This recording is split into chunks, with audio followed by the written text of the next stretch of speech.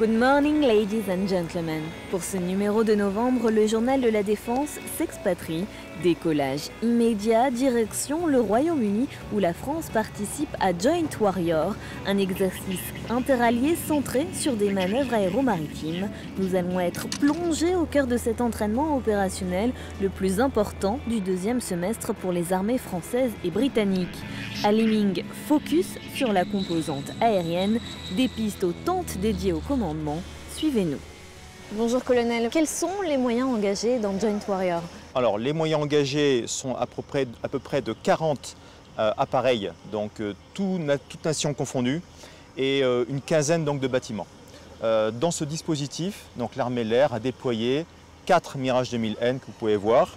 Et on a aussi 4 Mirage 2000-5 qui font de l'air defense. Donc en fait, c'est la défense aérienne, ainsi qu'un ravitailleur et un hélicoptère Super Puma qui est donc déployé à Stornoway. Et pour la France, quels sont les objectifs de cet exercice? Alors l'objectif, on se replace dans le traité de coopération bilatérale de Lancaster House en 2010. Donc on l'a signé, les deux parties l'ont signé. Et à partir de là, on a une capacité opérationnelle en fait, de construire et de disposer en fait, une force expéditionnaire franco-britannique dès 2016. Merci colonel. Justement, comment se déroule concrètement cette coopération sur la base aérienne? C'est le grand angle de notre magazine et ça commence maintenant. Ils sont venus pour parler le même langage, travailler encore mieux ensemble. Au nord de l'Angleterre, uniformes français et britanniques font plus que se croiser. Ils s'entraînent à agir conjointement, rapidement, en coalition ou pour des opérations bilatérales de l'OTAN, de l'Union européenne et des Nations unies. En l'air comme au sol, chacun apporte son savoir-faire, à l'image du commandant Geoffroy, navigateur sur Mirage 2000N.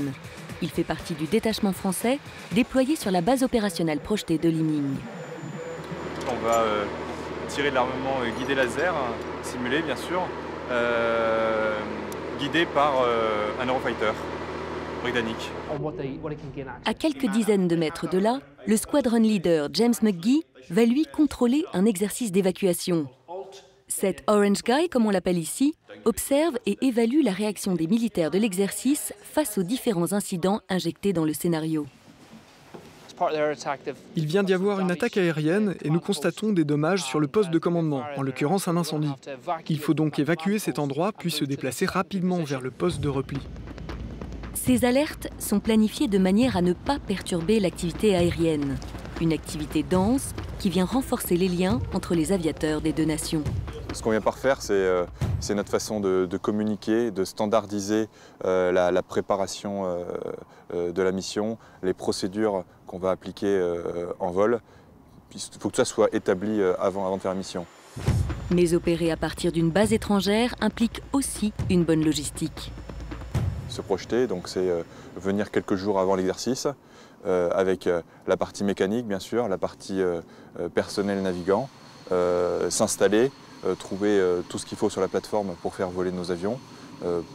Pour exemple, rien que de l'oxygène, il faut venir le trouver ici, dialoguer avec les Britanniques sur la base. Donc c'est un gros travail amont de préparation. Et une fois en conduite, bien sûr, il y a toujours les quelques aléas et il faut les résoudre assez rapidement. Ce travail côte à côte est aussi de mise à l'ExCon, la cellule de contrôle de l'exercice. Au niveau des contrôleurs de l'exercice, un certain nombre de postes a été attribué à des Français. Parmi eux, nous retrouvons des représentants des fonctions logistiques, opérations et forces de protection. Nous nous retournons systématiquement vers l'escadron français et travaillons de manière très étroite avec eux. Nous nous assurons que les exercices et entraînements sont correctement supervisés et nous observons comment ils réagissent à ces tests. Nous leur fournissons également des conseils, de la même manière qu'ils nous assistent dans le cadre d'une bonne coopération. Aux côtés des Britanniques, 112 militaires français ont été déployés à Lymingue.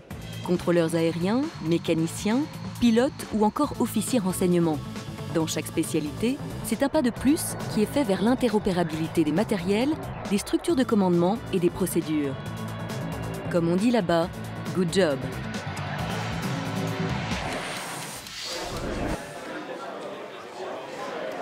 adapté aux spécificités de chaque pays. Nous nous trouvons dans le C2, la structure de commandement et de contrôle. C'est à partir d'ici que sont gérées les activités aériennes, mais aussi la base opérationnelle projetée, déployée pour l'exercice. Entre 40 et 50 personnes y travaillent et parmi eux, quelques Français impliqués, notamment dans la conception des scénarios de l'exercice. Un autre type d'entraînement à Lambiwe, lorsque le porte-avions n'est pas en mer, les 3 équipages opérationnels qui mettent en œuvre les avions radars Hawkeye maintiennent leurs compétences grâce à 2 simulateurs. Reportage. Situé à Lanbiwe, près de Lorient, les marins de la flottille 4S arment en personnel l'avion radar EDC Hawkeye, aéronef embarqué sur le porte-avions Charles de Gaulle.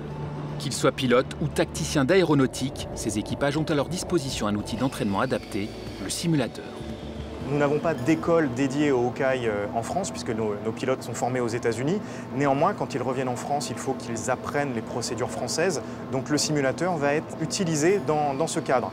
L'avantage du simulateur, c'est que nous allons pouvoir jouer énormément de pannes au profit des pilotes pour qu'ils puissent s'entraîner le jour où ça leur arrive dans la vraie vie, à avoir les bonnes actions réflexes et en gros ne pas perdre de temps et pouvoir ainsi ramener l'avion et l'équipage en toute sécurité.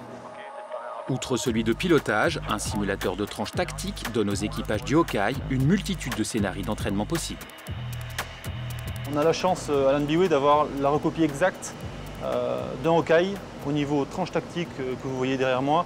Ça nous permet de préparer les missions, de s'entraîner avec des fois un peu plus de temps qu'en réel, sans les contraintes liées à une mission réelle, que ce soit en nombre d'heures de vol, en termes de participants, et également des fois pour insister sur les liaisons de données, le système avion, voire le contrôle de chasse.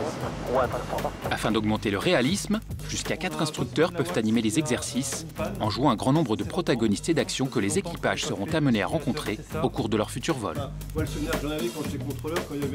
Le simulateur reprend des scénarios d'opérations déjà effectués sur lesquels on réentraîne les équipages sur des vols qui sont difficilement faisables à terre avec une participation organique normale. La préparation des équipages Hawkeye, elle est continuelle. Les entraînements sont constants pour être à même de se déclarer opérationnels. Entre le simulateur et le Hawkeye, les équipages de la flottille 4S mettent à profit les moyens qui leur sont donnés afin de préparer un embarquement futur à bord du Charles de Gaulle.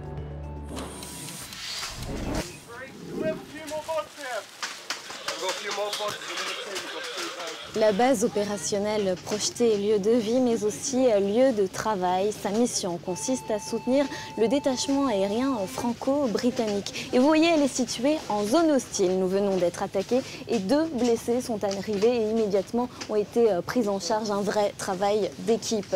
Et contrairement à une idée reçue, les tireurs d'élite à longue distance ne travaillent pas seuls. Eux aussi travaillent en équipe. Ce sont les véritables spécialistes des conditions de tir. Nous avons suivi un de leurs entraînements dans le Larzac, c'est maintenant.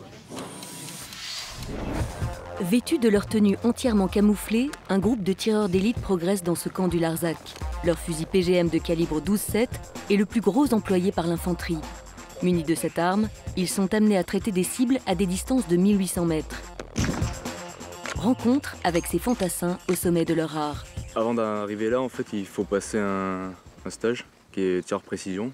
Seulement les meilleurs tireurs précision pour prétendre à la place d'un tireur d'élite.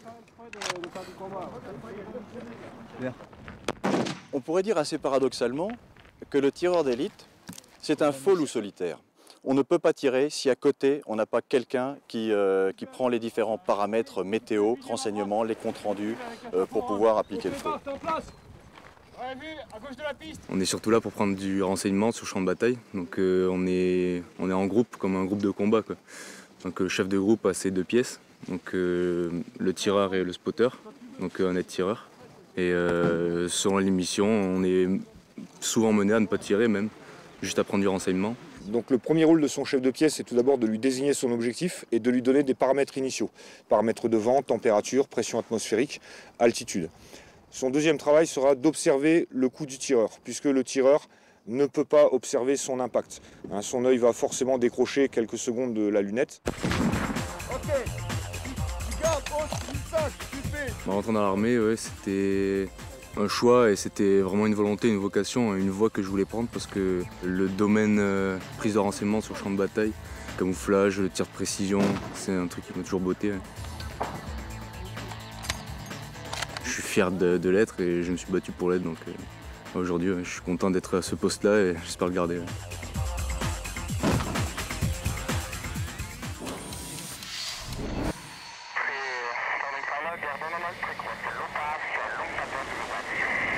Dans la tour de contrôle de la base aérienne de Liming, pendant l'exercice, on enregistre jusqu'à 16 sorties aériennes par jour. Mirage, 2000N et Typhoon. Et qu'on soit français ou britannique, tous les échanges se font en anglais, comme sur les théâtres d'opération. D'autres soldats, mais des soldats d'un jour, des férus d'histoire se sont retrouvés dans le Nord-Pas-de-Calais le temps d'un week-end pour vivre dans la peau des poilus. Nous avons assisté à cette manifestation étonnante, bel exemple de lien armée-nation. Journée de reconstitution historique au fort de Séclin dans le Nord. À l'aube du centenaire de la Grande Guerre, des passionnés se sont retrouvés pour reproduire la vie quotidienne des soldats de 14-18 à l'arrière du front. On est là pour exprimer justement la période avec nos connaissances, avec notre matériel et d'apporter au public un enrichissement historique sur cette période-là. On va appeler ça de l'histoire vivante et on va pouvoir toucher du doigt cette époque-là, autant que faire se peut bien sûr, de manière à vraiment pouvoir représenter les choses et que ça soit un petit peu plus expressif pour le public qui vient nous voir. Tout le matériel qui appartenait là à 80% ou 90% appartenait à la grand-tante de ma femme, Lilka Michalak, qui était infirmière pendant la guerre pour l'armée allemande et qui avait été réquisitionnée par l'armée allemande parce qu'elle était redevable de la bourse avec laquelle elle était devenue infirmière. Tant qu'on fait voir ces choses-là, on fera vivre cette personne et on fera vivre le sacrifice que ces personnes ont eu. C'est des personnes qui sont parties à l'âge de 25 ans et qui en sont mortes à l'âge de 32 ans. Donc, il faut toujours avoir en mémoire le sacrifice et les souffrances que ces gens ont eues dans les tranchées. Cette manifestation est un moyen utile, voire indispensable pour le devoir de mémoire, parce qu'elle permet d'une part la transmission des connaissances, elle permet aussi pour les enfants, les scolaires ou simplement les curieux de découvrir l'histoire sous un aspect plus attrayant que celle d'un livre d'histoire ou d'un corps professoral qu'on entend à moitié dans une classe, pour peu qu'il y ait un peu de brouhaha. Donc c'est aussi une ressource pour les enseignants eux-mêmes de profiter de ces opportunités de faire toucher du doigt l'histoire aux élèves. Et ça leur permet de voir que l'histoire, ça n'est pas uniquement des feuilles de papier, c'était des hommes sous divers uniformes et avec diverses pensées et idéologies de l'époque, qui parfois nous paraissent bien lointaines, mais d'autres fois extraordinairement proches.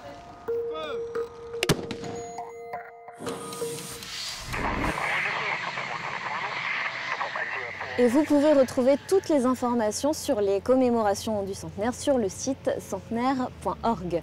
Et nous allons tout de suite évoquer un autre aspect de la coopération franco-britannique, les échanges entre pilotes. Bonjour capitaine. Bonjour. Vous êtes le premier officier de l'armée de l'air à piloter un Typhoon. Alors quelles ont été les grandes étapes pour arriver jusque-là ? L'objectif de l'échange était d'intervertir 2 pilotes d'escadron opérationnel sur les avions les plus avancés de nos armées de l'air, à savoir le Rafale pour nous Français et le Typhoon pour nos amis britanniques. J'ai donc pu faire 50 Rafales à l'escadron de chasse 7 Provence à Saint-Dizier avant d'arriver sur Typhoon au One Squadron, et mon homologue est lui à l'escadron de chasse 230 Normandie-Yémen à Mont-de-Marsan. Et si je ne me trompe pas, l'aventure continue 2, voire peut-être 3 ans. Peut-être 3 ans, sait-on jamais, avec un peu de chance, avec pour objectif d'être pour moi employable par la Royal Air Force comme si j'étais un pilote britannique. Merci capitaine, et puis bien sûr on vous souhaite bonne chance.